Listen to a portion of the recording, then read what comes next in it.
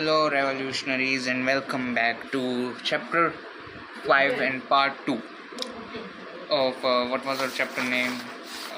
It was, yeah, I think it was something like individual differences and something else was there. I don't remember what it was, but I'm not gonna go back. Yeah, intelligence. I think it was intelligence. So basically, we've covered half of it in the previous video, and from now on, we'll be starting assessment of intelligence. As to how do we assess intelligence. So in this concept of assessment of intelligence, there are basically two concepts that we need to keep in mind before starting all of it. Which are very basically actually very simple concept, that is mental age and chronological age. Chronological age can also be called as your biological age, that is your actual age, and biological age is basically your age when you were born plus 9 more months when you were in the womb of your mother. So that sums up as your biological age. So that's why maybe chronological age and biological age are basically a little bit different, because whatever you write in official documents, you'll write either 18 years old, 19 years old, 20 years old, or 20 years and 2 months and 3 months, right? So that is that age which you tell everyone, that your normal age which you refer yourself with, that is your chronological age. But if you add 9 more months into it, that is the time when you were in the womb, when you developed from a sperm to a fully matured body, that period of 9 months, when you add that to your actual age, to that age which you refer yourself with, that becomes your biological age. And the third concept that is mental age, the age of your brain, like how mature your mind is, how much grown up your mind is. It's basically said as that imagine that you're a 10-year-old child, but your mental age is something like, this is just for reference, it is not exactly referring to mental age, I'm just giving a rough fair idea about what mental age is likely associated with.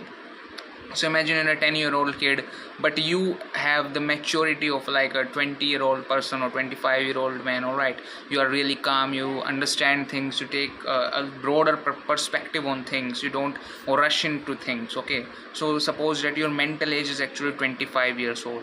So your body is basically that of a 10-year-old, but your mind is as mature. Your mind will think in the same way as that of a normal 25-year-old person's mind will. And that is, let's say that there's a 25-year-old person and his mental age is also 25. So the way that he will think, the same way that other person will think, who is 10 years old but has the mental age of 25 years old. Alright, but in this context, mental age is actually a little bit different. So mental age here, yeah, to measure the intellectual ability of a person in comparison to his or her fellow age group. Alright, so like basically we have different minds. Okay, some people mature, you must have heard this thing many times, that some people mature early, some people mature a little bit later. Like you said that you matured up, but your brain is still childish, like in that Krish movie की तू बड़ा बेशक हो गया but तेरा दिमाग अभी बच्चों जैसा ही, but तू भी बच्चा ही है. Yeah, it was something like that dialogue.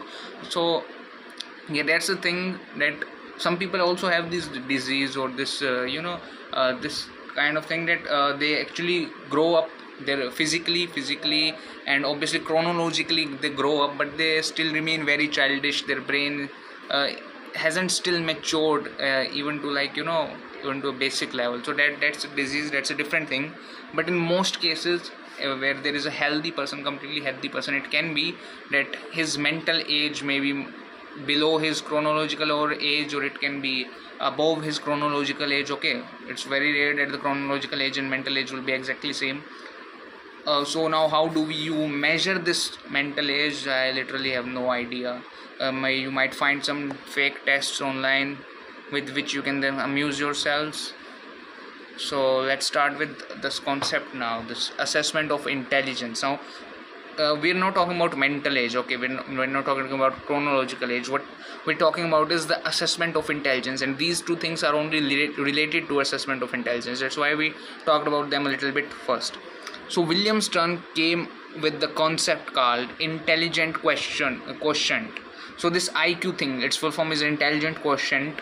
So this thing was developed by William Stern in 1912. I'm sure everybody is aware of what IQ is. It is derived by dividing MA with CA and multiplying the result with 100.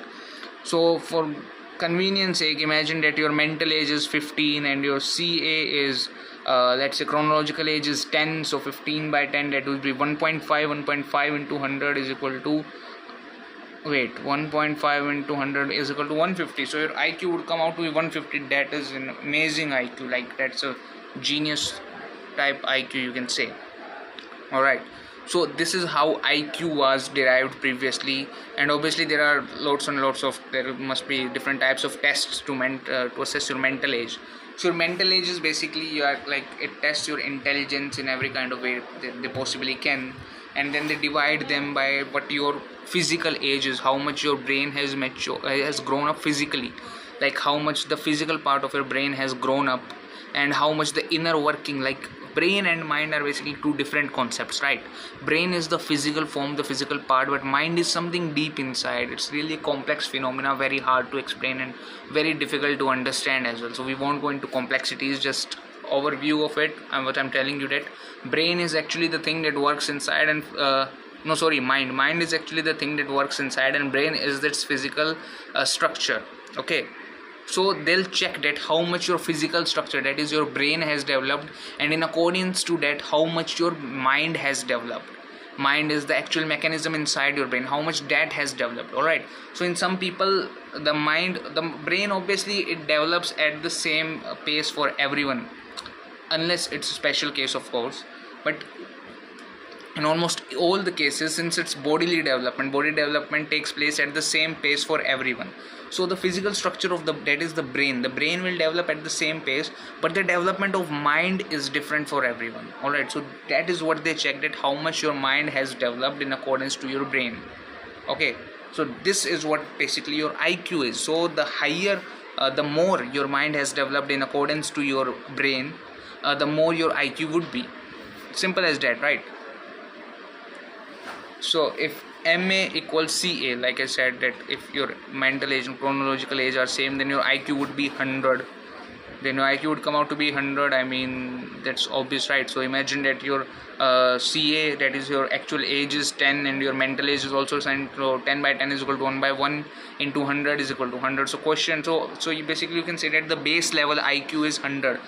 And let's take it reciprocally. So let's imagine that your age is your chronological age is 10 and your mental age is, let's say, 6. Okay, let's say that your mental age is 6, your mind is that of a 6-year-old. You must have heard these things in many movies or somewhere, like that your body is that of a 25-year-old man or 26 or whatever age, and your mind is that of a 2-year-old or 6-year-old. Okay, so this is basically the same thing here, that imagine that you are 10-year-old child and your mental age is basically, let's say, 6. So it would be 6 by 10, that is 0.6, and what am I saying, it's not 0.6, it's 6.0, no, it's 0.06 it would be, right? Oh my god, I'm getting confused in what it would be. So MA is obviously on the above side, so MA is 6 and then CA is 10, so it would be basically 6 by 10. 6 by 10 is what? 6 by 10 is equal to 0.6. Okay, yeah, of course, I mistakenly started multiplying 0.6 by 1000 instead of 100. So 0.6 into 100 would be what? 60. It would come out as 60, right? So 60 is definitely much lower than your base or your average IQ, that is of 100. Alright, so it means that you are underdeveloped, like mentally. Yeah, you can say that you are fucking mentally retarded. Okay, so this is your IQ range. Like I said, that a 150 IQ range is genius. So they've already given this range in here. So if you're, let's say that let's check our 150 IQ. 150 IQ is obviously above gifted.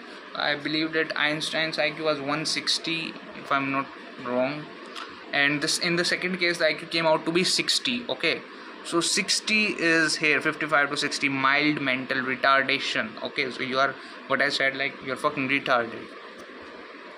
So now moving on, so this was the concept about assessment of intelligence, that is, how do we assess the level of intelligence. So this was the method to assess means to know or to evaluate a level. Okay, so this is how we evaluate the level of intelligence in someone, through the IQ test. And how is IQ test performed? By dividing your mental age through your chronological age and multiplying it by 100. Now obviously, like I said, that there has to be some way how we come up with our mental age, how we check our mental age, right? So there are definitely lots of kinds of different tests about how do we check our mental age. So this is what we'll be talking about in this time. So types of intelligence tests.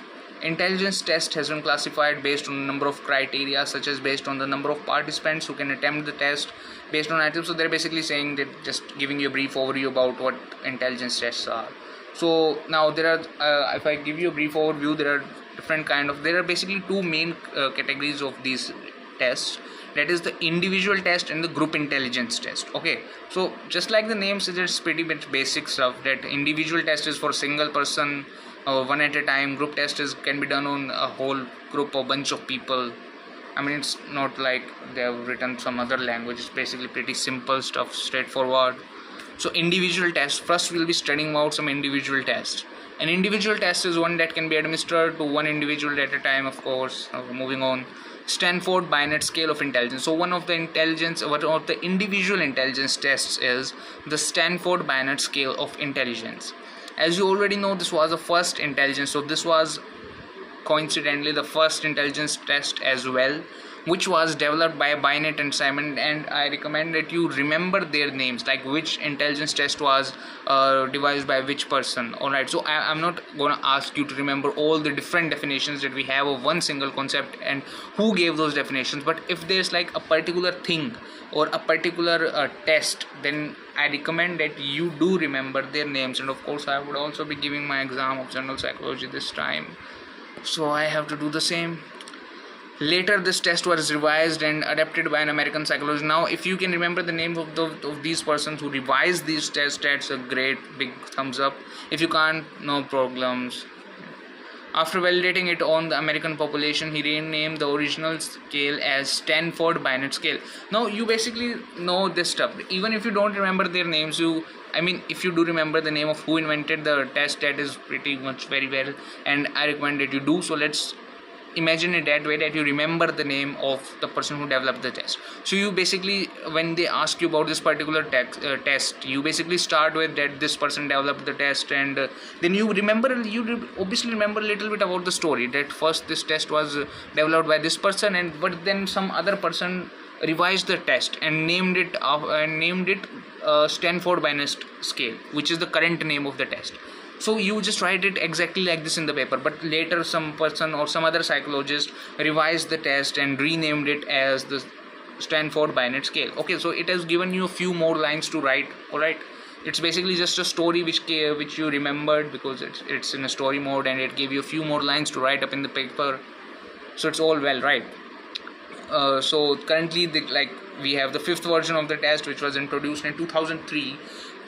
And it was introduced with 10 subtests, like it's a part of the main test, what subtest is, which was about measuring following 5 factors. So these tests actually measured these 5 factors, and based on it produced your mental age. It calculated your mental age, alright, or maybe it calculated your IQ directly. We have more direct methods nowadays, of course. So these 5 factors are fluid reasoning, knowledge, quantitative reasoning, visual spatial processing, working memory. So fluid reasoning, I have no idea what the heck it is. Knowledge, of course, I think it's the same as the word suggests, knowledge. I mean, how much knowledge you have, how much do you know about things. Quantitative reasoning is obviously related with mathematical and analytical abilities. Visual spatial processing is how well you can imagine things and move them around or rotate them or process them in your imagination or in your mind. And working memory is how efficiently you can recall things back, right? So that is what working memory is. Fluid reasoning, I think it has something to do with active, real-time reasoning. Something like related to communication. Other than scores with reference to these 5 factors, the scale gives 3 IQ scores: full score IQ, verbal IQ, and non-verbal IQ. The SPS can be used for age of. So these things are to be remembered, that what is the age with which this test is suitable. So for the Stanford Binet scale, the age range is 2 years to 85 years old. Okay. Second is, this person's name was really hard for me to pronounce. I mean, it wasn't actually hard, but I kept forgetting it and started pronouncing it as Wechsler. I mean, it is Wexler. Yeah, it's West. Come on, man. Seriously. Okay, I'll pronounce it as Wexler. Yeah, Wexler. Okay, I'm gonna pronounce it as Wexler. You can check the right pronunciation on Google. I didn't. Yeah, of course, I'm really lazy. I should have. So the Wexler scales were developed by Dr. David Wexler. I don't know why they named him such a complex, hard to pronounce name. People probably read it as Wexler, or whatever they felt like. He developed three scales. Now this person, like, he worked really hard in the field of psychology and this intelligence and all these tests. So he basically divided his test range into three different ranges. So these were, first was for adults, second for school going children, and third were for preschool children, like even smaller than school going children. Okay, so basically now we have to read about three Wexler scales. That is for adults, for school going children, for preschool children, of course. So yeah, you can here read about David Wexler. In here he looks really like a kind and gentle man, doesn't he? Of course, behind every gentle and kind face there's a monster hidden. So okay, moving on. So there are basically three versions of Wexlers. Wexlers.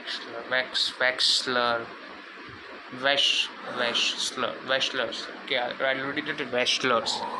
Intelligent. I mean, Wexler sounds a little more, like cool, maybe.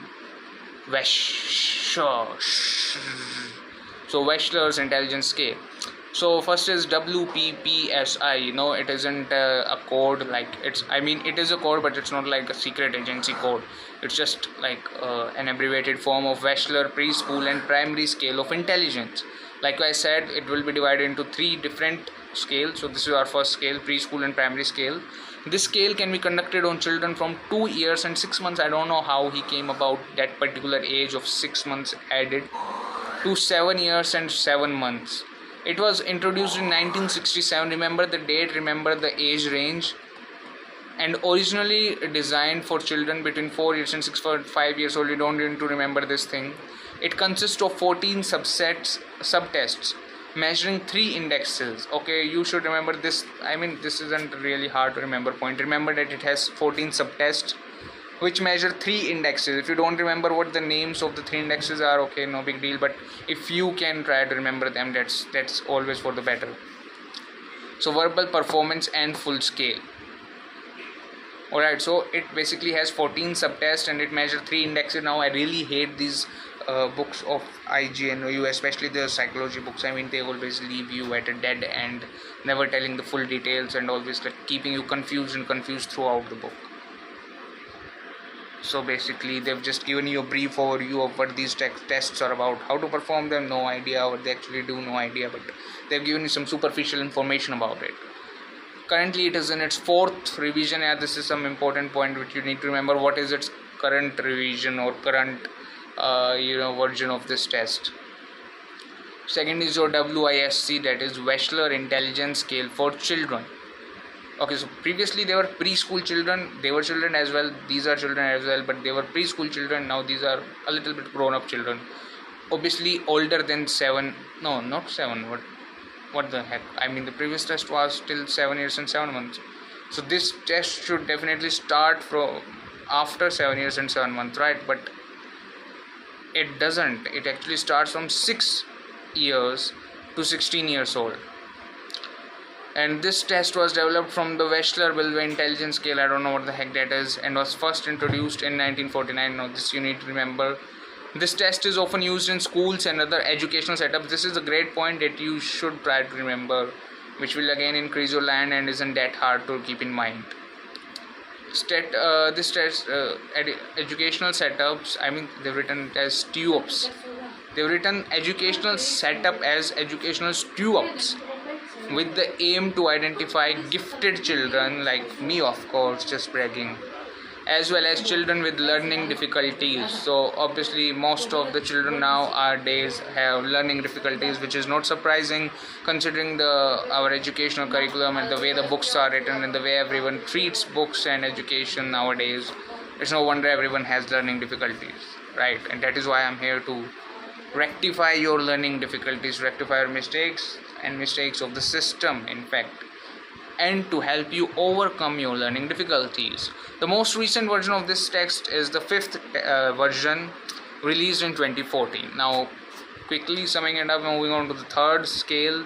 This is the adult scale intelligence from teenagers, that is from 16 years old to adulthood. Like, I don't know what he means by adulthood here, right here. I mean, adulthood could basically signify 18 years of age, because they're saying 16 years of age to adulthood.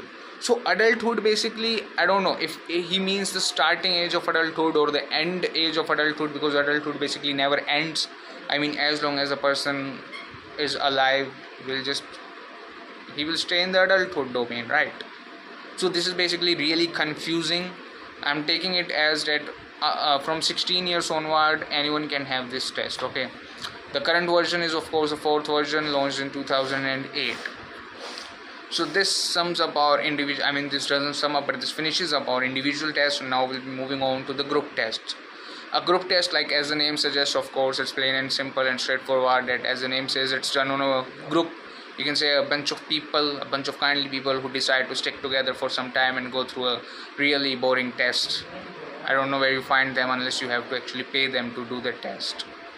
So first of these, I mean, one of those tests that we'll be reading here in this book is Raven's Progressive Matrices. Raven, wow, that's a cool name now, really.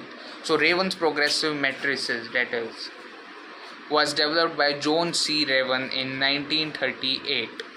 It is a non-verbal test. I mean, basically, so by non-verbal here, I mean that they don't talk. I mean, they basically, I think, handle them a sheet of paper and they have to fill it up, so it doesn't involve verbal communication. Of inductive reasoning, designed to measure fluid intelligence. Okay, so now this word comes here again for the second time. So I'm definitely going to check as to what fluid intelligence is. Alright, so fluid intelligence. So the concept of fluid intelligence and crystallized intelligence were introduced. Fluid intelligence, that is, it's another concept in itself.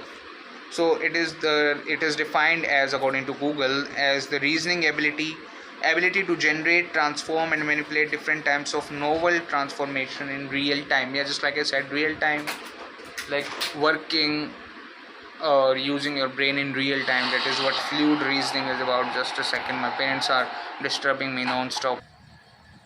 So where were we again? I think I was ranting something about Raven being a really cool name. Okay, so whatever. This test is named and was developed by Dr. John. Wait, there's no doctor, there's just John. I feel like I'm a bit drunk right now. Was developed by John C. Raven in 1938. So it is a non-verbal test, and non-verbal test is obviously, like I've already written a definition for what non-verbal test is. These are the kind of tests that measure one's ability to analyze visual information and solve problems without necessarily using words. So these are the non-verbal tests. Okay, so like you don't use your speech basically in here. And my sister's acting again like as if she's some main character of a movie or a novel. Anyways, it consists of 60 multiple choice questions. Like I told you, they basically give a handwritten sheet and they just have to fill up some forms, right? So this form contains basically 60 MCQs. It can be administered on children from 5 years old to the elderly, which I'm definitely gonna try. The test contains visual geometric designs with a missing piece. Damn, I really hate these kind of tests. And the task of the test taker is to choose the missing part of the matrix from 6 to 8 given alternatives. So basically it's like a kind of pattern of different shapes, and there's one missing part in there, and they give you 6 or 7 alternatives and you choose the most suitable one out of it. So this is how they basically test your ability, test your intelligence.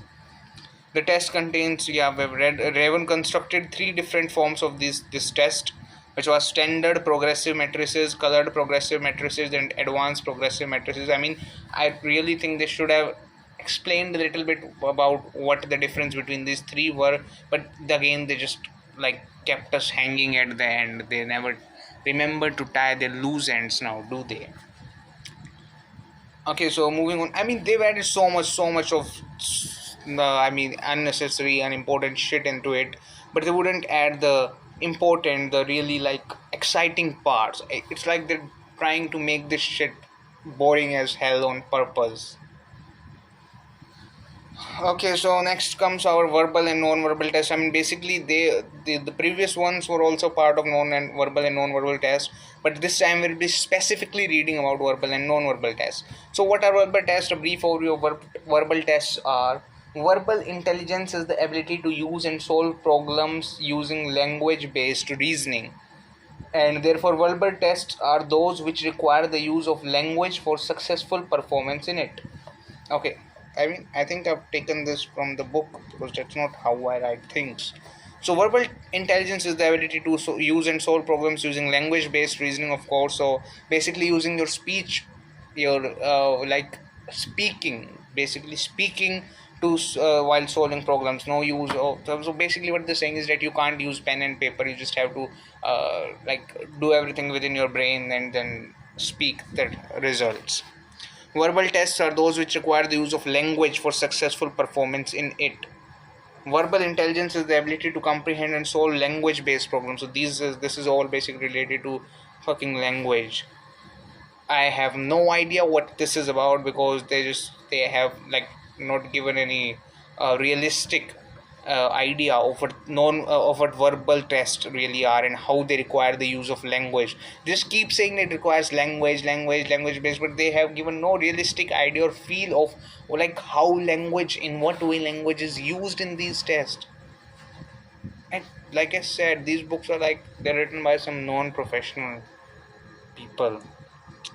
So verbal intelligence is the ability to comprehend and solve language-based problems. What language-based problems are, no idea.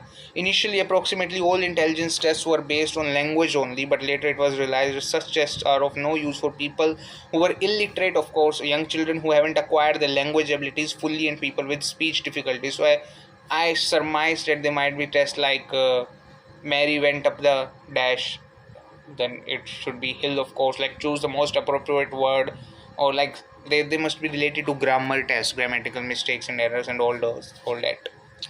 To overcome the limitation of these verbal tests, many psychologists came up with a number of non-verbal intelligence tests. Now this is absolutely clear why non-verbal tests came into being and why they were important as hell. They really were, because most of the population at that time when these tests were being developed was illiterate and they could not read or write. So non-verbal tests were developed for their convenience. Many verbal standardized tests, so Wechsler scales and Kaufman scales are basically verbal tests. Okay, so they are basically verbal tests. So now you know what kind of tests they are. Okay, so moving on to non-verbal tests. A non-verbal test of intelligence measure one's ability to analyze visual information, like whatever you see with your eyes, that is visual information, and solve problems without necessarily using words. So what they're basically saying is that you cannot use words. You don't have to speak it. You just write it on a pen and paper. All right. Non-verbal tests are also known as performance tests, as they generally require construction of certain patterns. Some of the famous non-verbal tests are course block design test, cube construction test. You just remember one or two names out of it. Okay, so now moving on. The chapter is almost finished. Moving on, there are culture fair tests and cultural bias tests. So culture fair tests are basically those tests which are not influenced completely by the culture of a person, and culture bias tests are those which are based on someone's culture. There's someone's cultures and formal practices that have been going on, like they are specific to a particular area, you can say. So they will use the word culture fair because no test can be completely unhinged, completely unbiased of culture. Alright, like cultural element is always there in some amount. So culture fair basically means that they've negated the culture concept from these tests as much as they could. Like they've tried to make it fair for each and every culture, as much as they could. Every culture is unique in terms of their values, language, expectations, demands, and environmental experiences, of course it is. So now before moving on, if some of you don't know what culture is, culture is actually again a complex concept. Like some of these things are really complex, and but of course I'm going to try my best to make you understand what culture is. Now, two words that are interchangeably used and need to be distinguished very properly in here are culture and tradition. So tradition is basically a set of practices that have been followed on for quite some time, like since your ancestors time. These practices have been followed from that long. All right, so culture is something, the kind of environment, the kind of society you live in, and the kind of practices that society performs. Culture is basically related to the way you live. Yeah, culture is the way that you have been living for so long. Okay, there's no specific time, but like it could be 2 or 3 generations basically. So like uh, the thing is that you are living in, let's say, Kashmir. Okay, you're living in the high enriching valleys of Kashmir, and the kind of clothes you wear there, the kind of activities you do, and suddenly you move to a city in, let's say, the suburban areas. Let's say you move to Delhi, all right, and suddenly your lifestyle changes. Okay, so that change has been brought upon your lifestyle. It hasn't changed your culture. Your culture is still the same. I mean, you suddenly start wearing different kind of clothes, your activities suddenly change. Okay, but that does not change your culture. That has only changed your lifestyle or your appearance.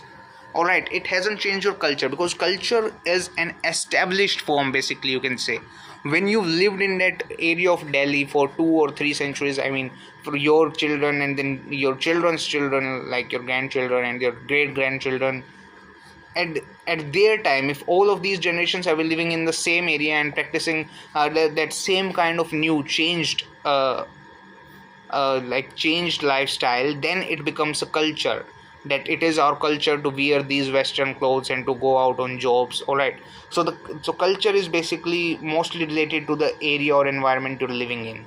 So the culture of the Kashmir valley living people is different, the culture of rural areas is different, the culture of urban areas is different. All right, so this gives you a bit idea about what culture is.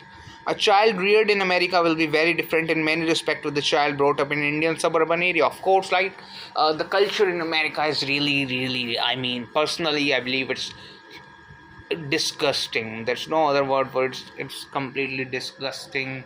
And basically they're saying that Indian culture and American culture are of course different. Like American culture don't give shit about people wearing extra short clothes or smoking on the streets or drinking at an early age, and all that kind of bullshit is tolerated there. But in India you won't see such kind of shit happening, at least to a certain level. All right, or at least in most of the area. So you can clearly see how Indian culture and American culture are different, right?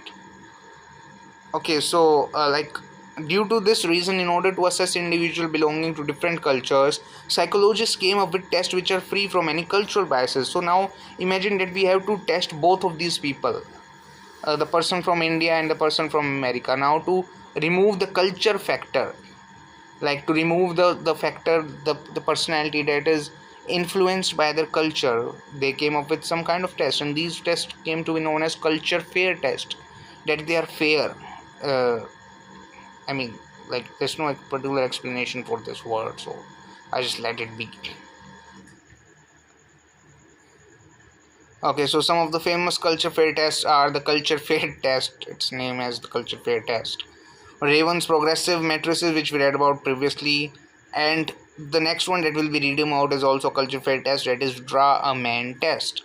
So these tests are basically they are not influenced by any culture.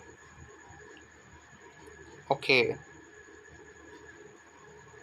So draw a man test. Let's start with what draw a man test is now.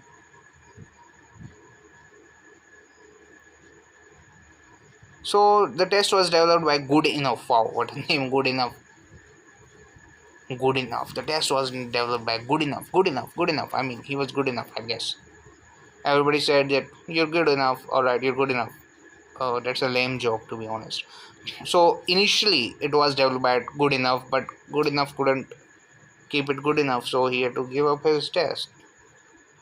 So it was initially developed by Good Enough, and later it was revised by Good Enough again. Good Enough and Harris this time, but so Good Enough was not good enough alone, so he brought along Harris. in 1963, and this came to be known as the good enough, no, sorry, only one good enough. So good enough Harris drawing test. So this test requires, now we'll just quickly read about what the text is. So yeah, so the test is about, let's take a test taker, children. This test can be performed on children only. So let's take a child to and ask him to or her to make 3 pictures on 3 separate papers. All right, 3 pictures on 3 separate papers.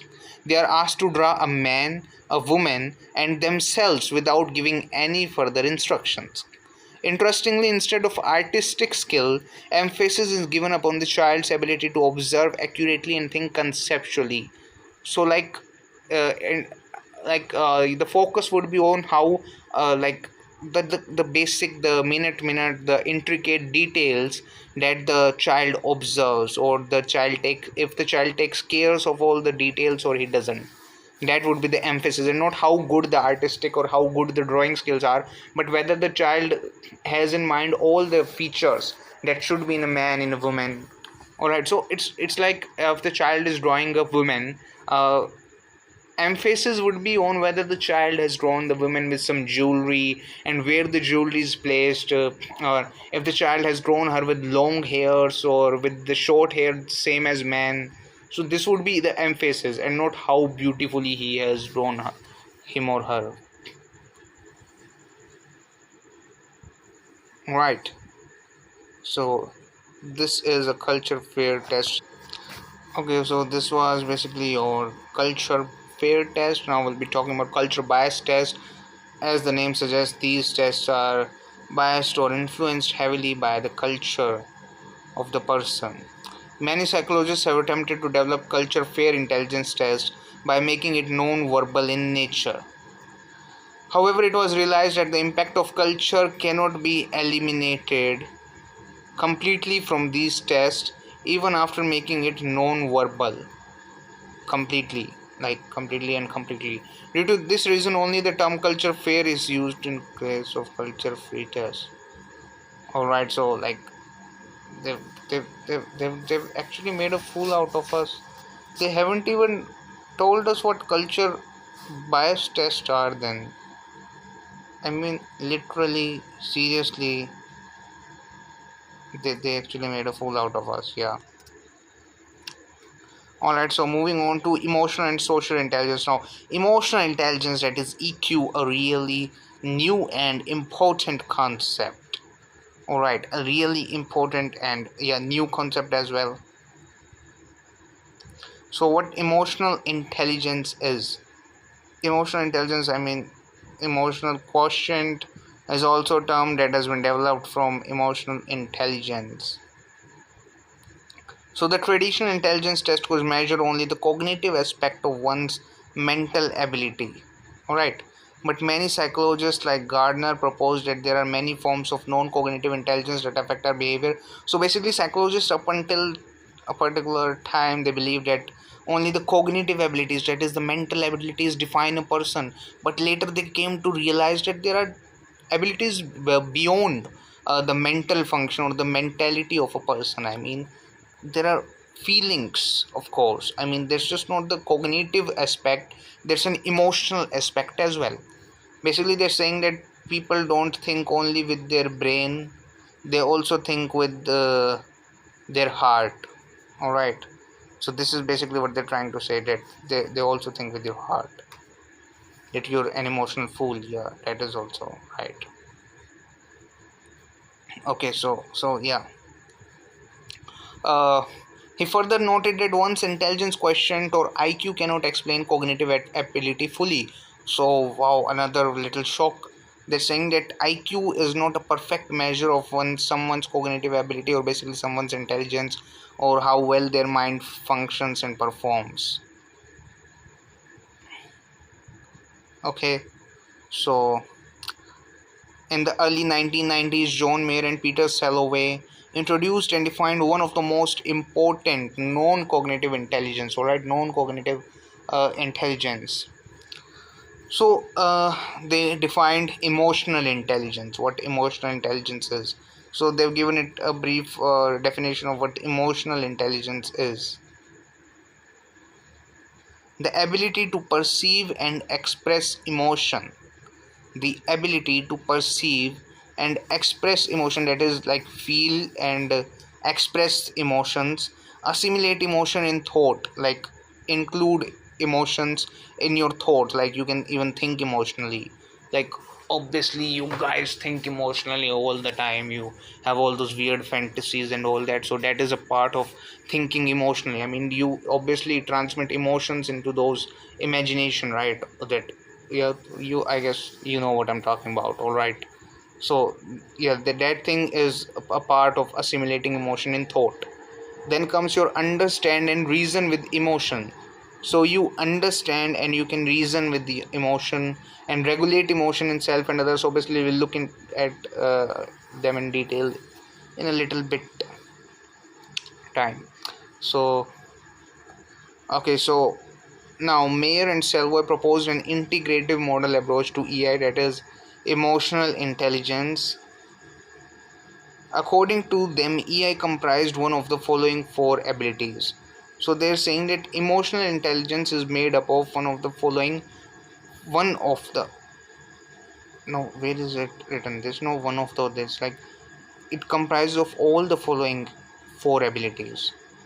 First is perceiving, just like we did above here, perceiving and expressing emotion, that is the ability to identify and express emotion in one's and others' physical state, feelings, and thought. So basically, you can identify that what kind of emotion is it and how high is that emotion in that person. Like, if the other person is angry, so you should know that the other person is angry, and you also know that how angry he is or how much angry he is. Alright, so this is what perceiving emotion is about. Assimilating emotion in thoughts. Yeah, next is that assimilate emotion in thought. Like I said, which I just gave you a little really realistic, practical, and which everyone does that kind of example. Okay. So the ability to use emotions to facilitate cognitive activities like thinking and problem solving. I mean, you definitely don't solve a problem, or if we look at it through like, let's suppose that you like a girl, you really like a girl, and you're fantasizing about her, or a boy, for the girls. So you're fantasizing about that person. So that includes like you're thinking. So that is a cognitive ability, and obviously you're thinking about, like when you're fantasizing, you're obviously adding emotions into it, right? So that creates your second part, that is assimilating emotions in your thoughts. Okay, so understanding and analyzing emotions now. Ability to understand the language of emotions. Okay, so ability to understand the language of emotions. Now what is this? So basically, like what the particular emotion can lead to, that is uh, what that particular emotion can lead to. This is your understanding of the emotion or analyzation of that emotion. So what that particular emotion will lead to, like what will be the behavior, what will the behavior that the particular emotion will lead to. Okay, so then lastly, of course, your regulation of emotion and how well you can control your emotion and others' emotions. That is your regulation of emotion. The ability to regulate one's and others' emotions to achieve greater goals. Of course, greater goals, we obviously try to manipulate others using their emotions, right? And why? To achieve some goals, to achieve some greater goals.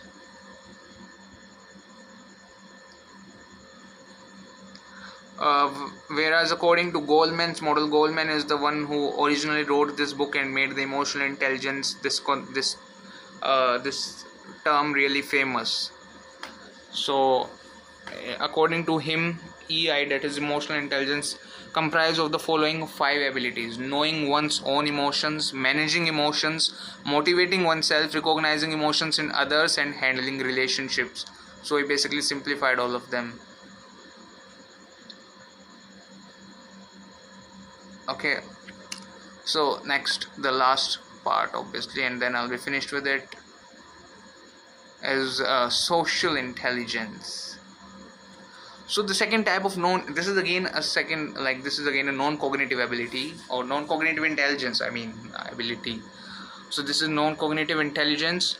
It is known as social intelligence. Social intelligence, the name is pretty straightforward as well, but let's move on to see what it actually means. So as the first to use this, Goldman has defined SI as being intelligent not just about our relationships but also in them. So they're saying that there's a different, some people are intelligent about relationship, how to handle relationship, how to handle the woman, how to handle the girl, how to handle the boy, how to maintain that relationship, but when they actually come to relationship they can't handle it at all. See, I'm talking about myself, but whatever. So according to Mayer and Sello, emotional intelligence is a part of social intelligence. So they're saying that emotional intelligence is actually a part of social intelligence and not vice versa, of course. So due to this reason, Baron has proposed that these two terms are related to each other and may represent the component of the same construct. He further pointed out that in his theory of intelligence, Gardner's conceptualization of personal intelligence is also a combination of intrapersonal intelligence and interpersonal intelligence. What the... Based on above assertions, he pointed out that it would be more accurate to club these two terms. So they're basically talking about here that social intelligence and emotional intelligence can be taken as a part of one greater thing. He named this new construction as emotional social intelligence, or ESI. So according to Baron model, emotional social intelligence is a cross section of interrelated emotional and social competencies. So they're basically saying that it's like a middle part of interrelated emotional and social competencies, like your day-to-day practice of emotions and societal, your social interactions, emotional and social interactions, either that your middle part or your core part, or you can say your the main part of your emotional and social interactions with people, skills and facilitators that determine how effectively we understand the use of skills and other kind of things, other kind of helpful things that determine how effectively we understand ourselves and express ourselves as well, understand others and relate with them and cope with daily demands. So this is what emotional and social intelligence is. So to sum it up, to say it in a very basic, very layman language, to make you understand it really easily, I would say that emotional social intelligence is basically about how you use your emotions, how you handle your emotions, to interact with people, and you can basically say to interact with society at large, to interact with society and to express your emotions or your thoughts to them and to understand their thoughts and emotions in turn and cope with your day-to-day routine. So this is what emotional social intelligence is about, using emotional intelligence or using emotions in a way that help you interact with society or interact with the outside world, basically everything outside of you, and to understand them as well. They've just opened it up a bit really and expanded all this stuff, but in reality it's really easy. Okay, so this is what sums up our chapter. What was the chapter's name again? Chapter's name was individual differences and intelligences. So if you have any questions, any doubts, or anything at all that you want to talk about randomly as well, you can just write it down in the comments and I'll definitely reply. So see you until next time.